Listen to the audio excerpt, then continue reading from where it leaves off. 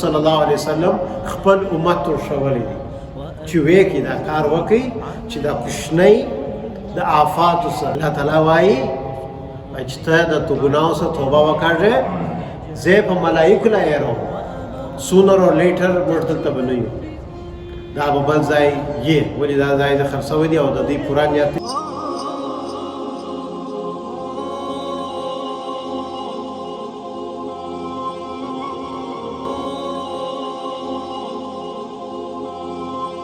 الرحمن الرحیم نحمده ونصلي على رسوله الكریم ځان وشوسه یو بریک وسو خدای تعالی چې عبدالولي ورور ته یې عوضونه ورکړي په دنیا او آخرت کې او خدای تعالی تاسو ټول ته عوضونه درکړي چې رالاس وخت مو راویستی دا د خوشحالي کې ګډون به ورسره وکړئ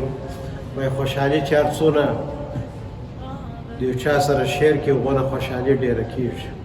او دغسې دا غم هم دغسې چې یو چا ته نه کې وایه خو دا غم پر تا باندې لړ شي په دغه رسول صلی الله علیه وسلم د غم پر وخت باندې ژړلي ژړا او د اوښکې د تیسې وي نو دا کم پروا نه کوي بس خلک وایي نارې مه وه غم منه چې نور ژړا پروا نه کوي مختصر خبره د عقیقې په باره کې شروع وه نو په مابینځ کې یو بریک راغلی عقیقه معنا دا کوچنی نه دی دا کوچنی چې پیدا سي دا کوچنی چې پیدا سي رسول صلی الله علیه وسلم ویلي چې په ترمذي شریف کې روایت دی وایي د ده څه تکلیفونه لرې نو د ده څه تکلیفونه دی خو مؤمن دی معنا د جیبا د اوس راځي تکلیفونه غم نباشد آدم نباشد که آدم نباشد غم نباشد دا خو غم او آدم دا ساید بای ساید روان شي که پر ده باندې غم را نسي نو د جنت میلې څه خوند ورکوي نو دی به په آخرت کې چې میلې وویني هغه به د میلې په دغه ښه خوند ورکوي چې په دنیا کې څونه غمونه یوه خبره خو دا ده نو رسول صلی الله علیه وسلم دا فرمایي چې هلک پیدا سي نو دوې بوزې الله لیکه که نجلۍ پیدا سي یوه بوزه الله لیکه نو علما لیکلي دي شیخ الحدیث مولانا سعید پالنپوري رحمت الله علیه د شیخ الحدیث د دیوبند اوس خو نو ولاړې دارالسلام مسجد کې به راتلی د یو کتاب دی تحفة المعین د هغه کې یو څو کیسې زه درته کوم ژر بیخي ښه کیسې ده لیکلي تحفة المعین د ترمذي شریف دغه ده تشریح کتاب دی نو په هغه کې دا خبره لیکلې ده وایي د هلک د طرف څه دوې بوزې یا دوه پسونه چې هغه په دا سبب دي چې هلک ته تکلیفونه د نجلۍ په نسبت ډېر ورته ګوري یو دا سبب دی بل د هلک خوشحالي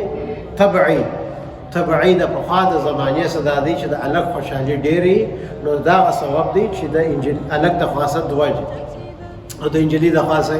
یو پسه دی یا یوه بوزه ده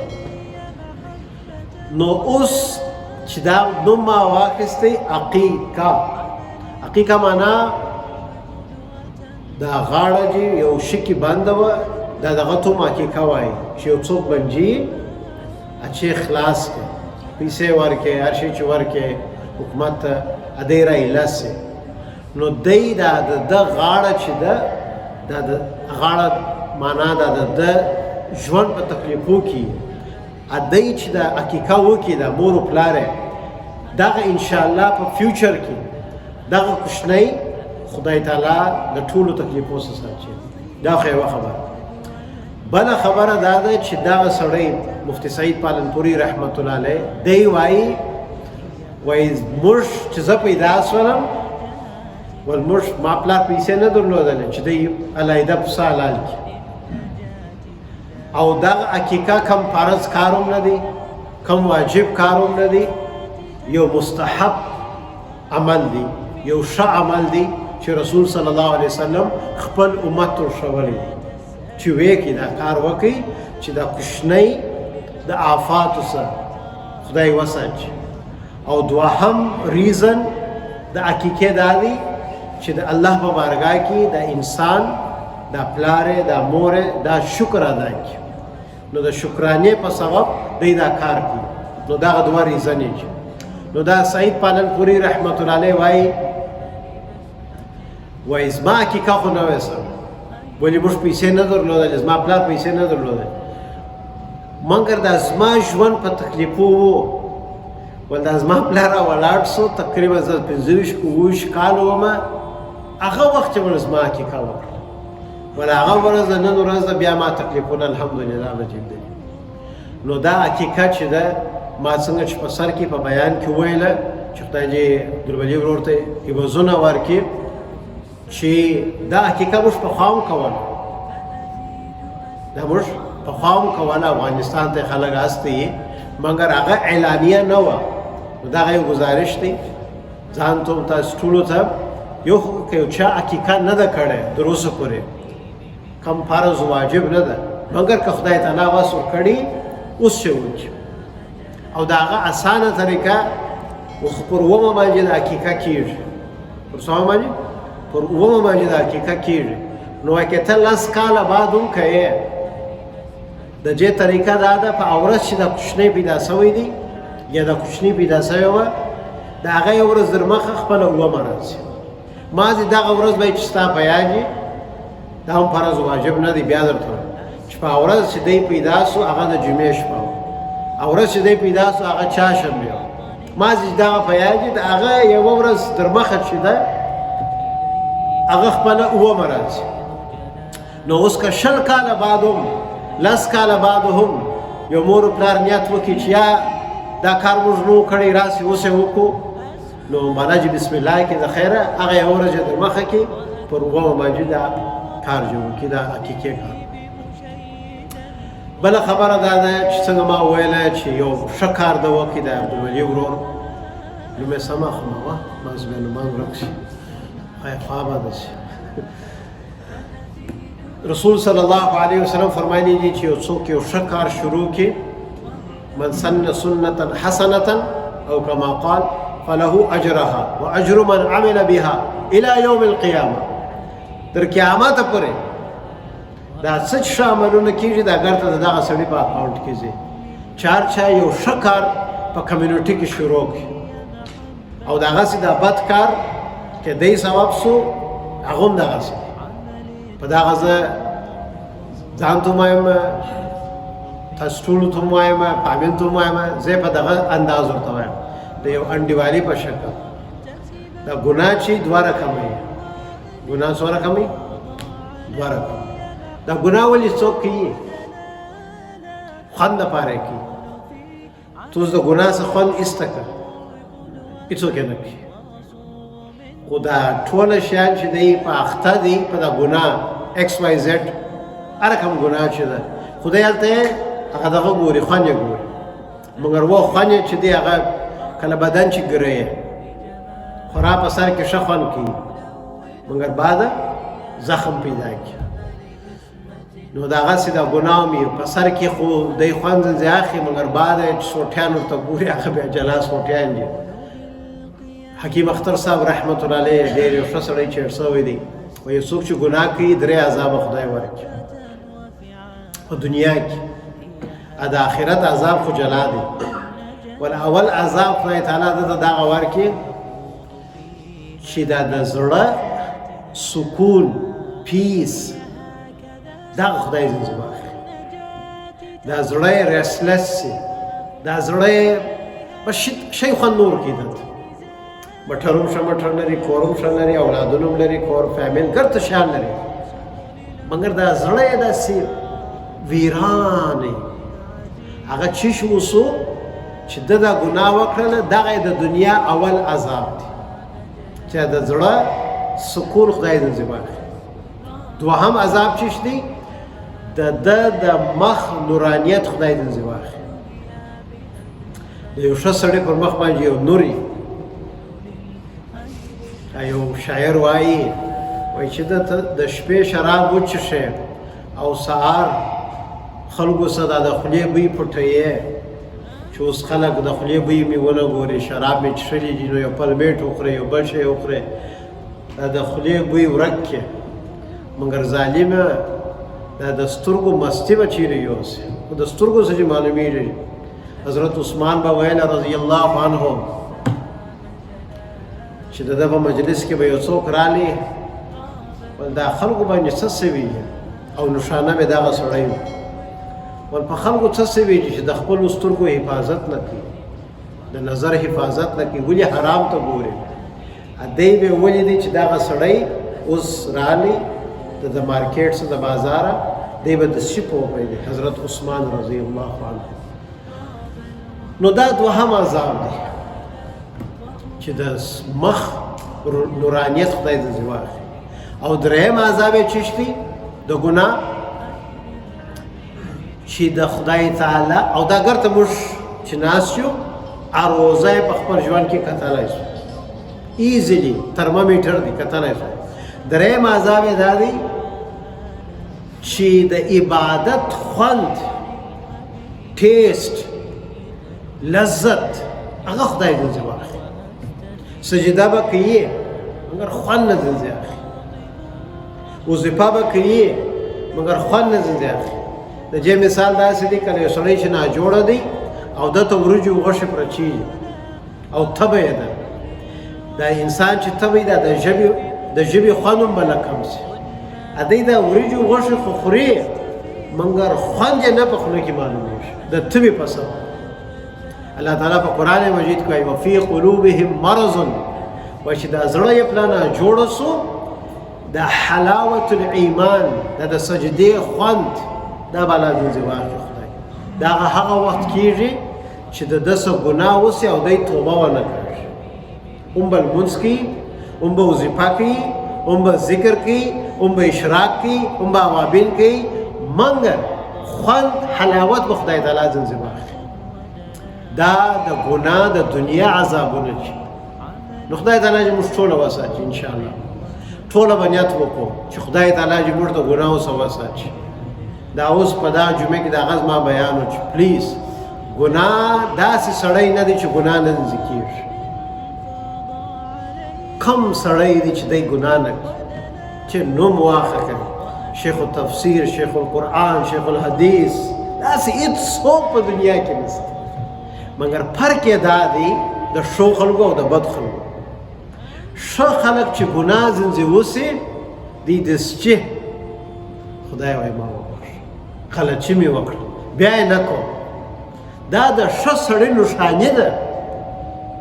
او بد سړی هغه دی چې ګناه وکړي د هغه بعده ملایکې ورته وایي په دا زړه کې خدای تعالی ور واچوي ونیسه توبه وکړه پروا نه کړي د څه وسوله دی څه وایي په جواب کې د دو د شیطان سره جنګ وایي دا خو کاناډا ده دا 2022 ده خلک وروره مړه کوي پروا نه کوي چې تا دا کار وکړي دغه خبرې ډېر خطرناکې خبرې دي وروره د څه وسوله بس ورته خدای قلچي وسوله التائب من الذنب کمن لا ذنب له هغه سړی چې د ګناهو څخه توبه وکړي داسې دی که له ګناه چې کړی لا نه فاولئک یبدل الله سیئاتهم حسنات هغه سړی چې د ګناهو څخه توبه وکړي قرآن دغه وایي چې د ټوله ګناوې په ښو عملو سره تبدیل کړي نو ما درته ویل چې ګناه دوه رقمه یو د خوند لپاره یې څوک کوي دوهمه ګناه به هغه ده دا نه کې د ټاپک څه واوښتل معنی ختمم خبرې دوهمه ګناه به هغه ده چې ورته وایي ګناه بې لذت چې ګناه ده مګر هېڅ خوند نشته پش کې زما په یاد په کراچۍ کې یو نفر ته زه ورغلم خپل ګناوې چاته ورښول ښه خبره نه دي مازې د دغه په سبب درته وایم اوس خو هغه شکر فایل ګرته کلین سو ملایکو لا په یاد نه دي الله تعالی وایي چې ته د تو ګناهو څخه توبه وکړې زه په ملایکو لا یېروم دا خلکو پرېږده زما ملایکې به لا نه په خبر چې څه سوي وه دا ستا فایل کلین په دغه د توبه ډېره مبارک شی نو ما یو شی درته ورکوي د یو ګناه شی بالا دی په اردو کې سره دی به حټ ګناه بې لذت تر اوسه پورې مې دا تقریبا ما جیش په 20 کاله دا خبره کې نو زه دغه وایم په عمر د ګناه ذریعه مه جوړېږي ټکې کوې ستا او د خدای معامله ده مګر د یو چا دپاره خپل آخرت مه خرابوه دا بیخي بې عقل سړی دی چې د یو چا دپاره ما په نیویارک کې جزالت هم یو نفر و د کورو ته یو حرام شیان سپلای کوله ده یو بل نفر کافرو حرام شیان سپلای کول. نو په زموږ د نفر دی هغه بیا د ده نمبر خلکو ته ورکوي، وایي دغه نمبر دی هغه حرام شی چې ته غواړې دا. یو ورځ ما دا نفر ولیدي، ما ولیکئ دغسې، وایي نو خو دا خو نو بل هغه که زه ورنه کړم هم دی دا کار کوي. ما ورکړې دا اوس یو خبره ده که زه ورنه کړم هم دی دا کار کوي. ما ته ولې خپل آخرت خرابوې؟ ما زی دا نمبر ورکړې، ما تا ته $1 نه درکوي. و دغسې حساب دی. ما زی زه انډیوالي کوم، ما دا انډیوالي نه ده، دا دښمني ته د ده سره وکړې او د ځان سره کوې. نو ما وویله چې دغه ورور عبدالولي ورور ښه کار شروع کړي په کمیونټي کې چې عقیقه نوم موږ ولیکئ. بعضې وایي عقیقه څه شته وروره؟ معنا دونه موږ نه یو په خبر چې عقیقه څه شته وایي.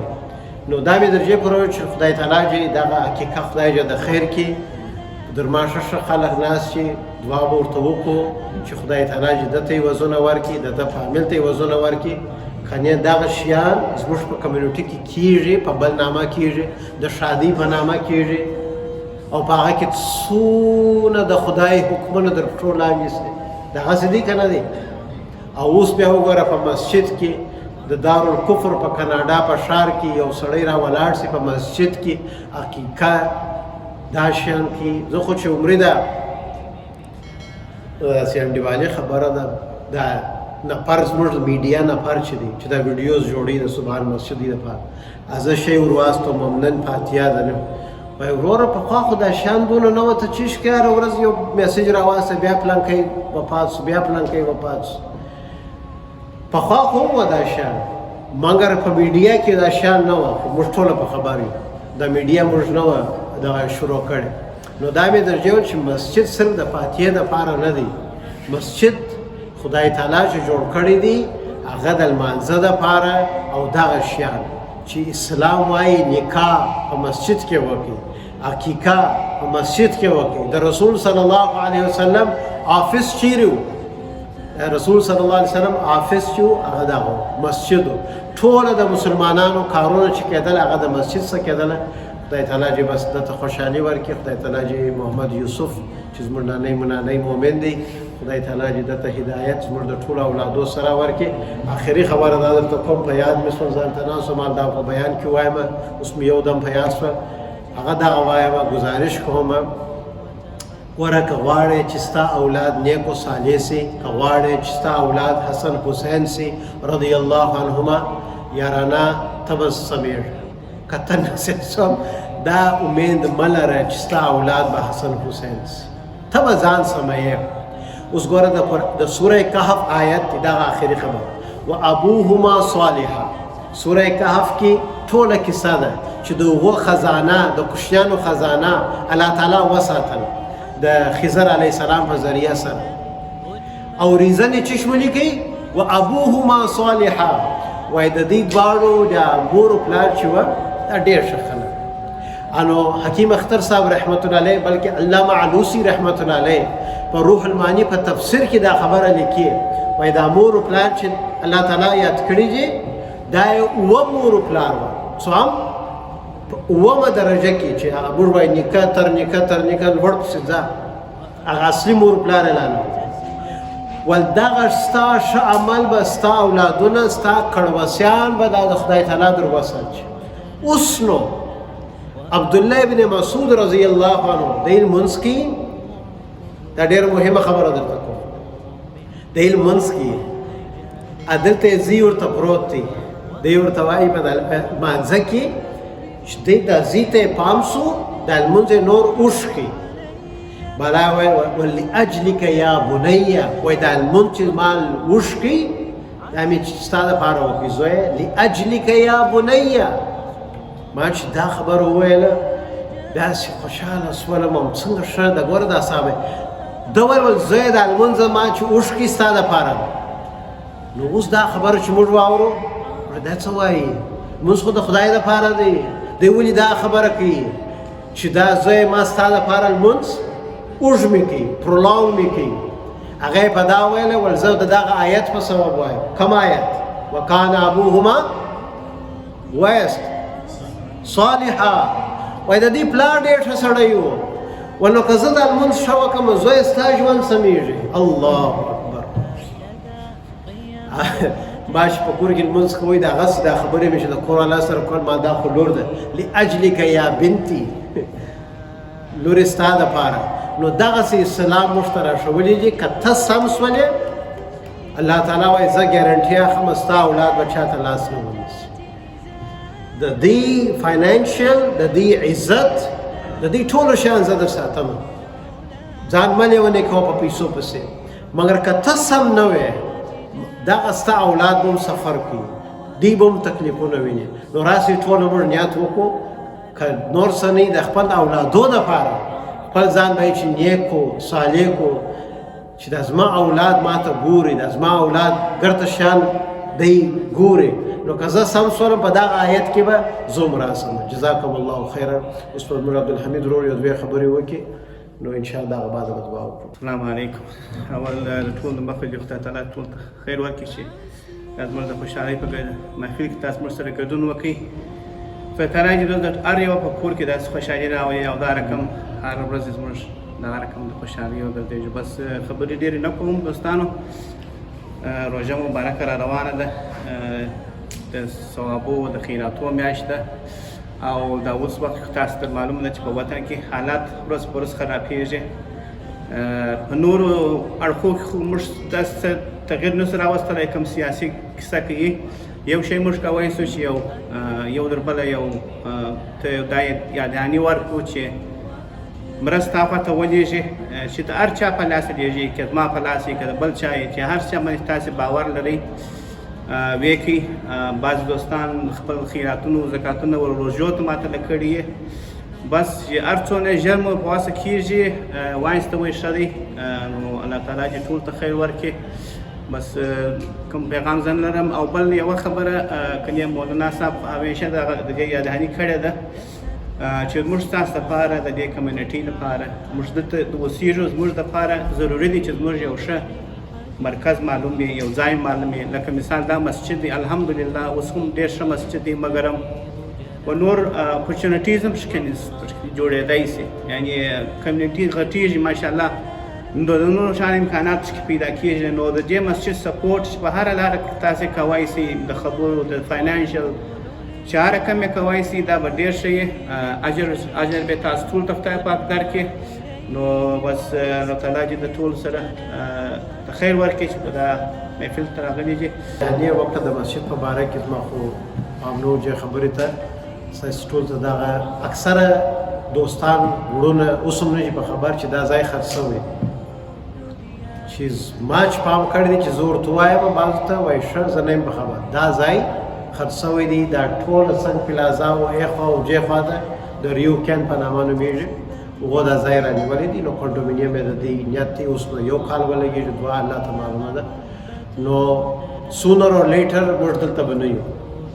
دا به بل ځای یې ولې دا ځای د خرڅ شوی دی او د دوی پوره نیت دی چې دا ډوملیش کوي. نو بس دغه ګزارش دی کله څنګه چې عبدالحمید ورور وویله د خدای کورونه خو هر ځای دی. شکر چې دا سفر شروع کړه الله سلیکې بعد یو مسجد دی دا د یو کمیونټي مسجد دی چې خپل خلک خپل د مزاج خلک خپل د ژبې خلک سره یو ځای سي. او زما په نظر دغه کوشنیان دغه چې را روان دي نیو جنریشن دی دې ته یو پلیټفارم ورکول سي کلین پلیټفارم چې په هغه کې سیاست نه وي په هغه کې نور شیان نه وي. نو انشاءالله د آخرت پورې به صدقه جاریه انشاءالله. جزاکم الله خیر.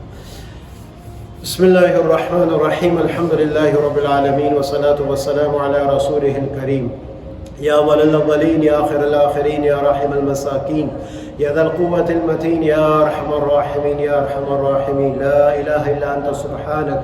إنا كنا من الظالمين ربنا ظلمنا أنفسنا وإن لم تغفر لنا وترحمنا لنكونن من الخاسرين اللهم إنك عفو كريم تحب العفو فاعف عنا يا كريم فاعف عنا يا كريم ربنا هب لنا من أزواجنا وذرياتنا قرة أعين واجعلنا للمتقين إماما رب ارحمهما كما ربياني صغيرا اللهم إنا نعوذ بك من جهد البلاء ودرك الشقاء وسوء القضاء وشماتة الأعداء اللهم انصر من نصر دين سيدنا محمد صلى الله عليه وسلم واجعلنا منهم واخذل من خذل دين سيدنا محمد صلى الله عليه وسلم ولا تجعلنا معهم یا الله زموږ ټوله ګناهي وبخښئ، کبیره او صغیره ټوله ګناهي وبخښئ. یا الله عبدالولي ورور ته چې خدای تعالی عوضونه ورکړي په دنیا کې هم په آخرت کې هم د دې ټوله په عامل ته الله جي برکتونه پر واچي. الله جي په جان او مال او په اولاد په هر شي کې برکت ورکړي. یا الله چې دغه یو ښایسته پروګرام یې سره ارینج کړي، خدای تعالی دا ټول وروڼو ته عوضونه ورکړي چې په خپل بزنس کې جول سي وخت راوباسي او د دې خوشحالي د فامیل خوشحالي او ډېر کړ. خدای تاسو ته ټول عوضونه درکړي. هغه خلک چې ناجوړه دي خدای تعالی شفای کامله عاجله مستمره ورکړي. هغه خلک چې ودونه لري خدای تعالی دې ښه ځایونه رشته په نصیب سي. اولاد نه لري خدای تعالی دې نیک صالح اولاد ورکړي. اولاد لري نارینه اولاد نه لري خدای تعالی نارینه اولاد په نصیب کې. اولاد لري نافرمانه دي خدای دې نیک او صالح کې. یا الله زموږ دنیا هم را ښایسته کړه، زموږ آخرت هم را ښایسته کړه. خدای تعالی چې قاسم ورور ته شفای کامله عاجله مستمره ورکړي. زموږ د کمیونټي یو ډېر مهم ورور دی. خدای تعالی چې د په ژوند کې برکت ورکړي. خدای تعالی چې د جوړې په صحت کې سره تبدیل کړي. خدای تعالی شافي دی. خدای تعالی چې شفا ورکړي. خدای تعالی چې د په ژوند کې برکت ورکړي او د هغه ټوله جوړیان که دلي چې په افغانستان کې چې په هر ځای کې چې خدای تعالی د ټولو کارونو جوړ کړي. خدای تعالی چې په دنیا کې آرامي راولي. خدای تعالی زموږ اولادونه نیک او صالح کړي او خدای موږ نیک او صالح کړي. خدای هغه دعاوې چې موږ وکړلې هغه هم را نصیب کړه، چې دوی مو کړي یا الله هغه هم را نصیب کړه. رسول الله صلی الله علیه وسلم چې د امت لپاره خیرونه غوښتي دي په هغه ټولو کې زموږ حصه واچو او هغه د هر شر څخه چې د پناه غوښتې ده یا الله موږ د هر شر څخه موږ وساتو. اللهم ربنا تقبل منا انك انت السميع العليم وتب علينا انك انت التواب الرحيم. وصلى الله تعالى على خير خلقه محمد وعلى اله واصحابه امته اجمعين امين برحمتك يا ارحم الراحمين.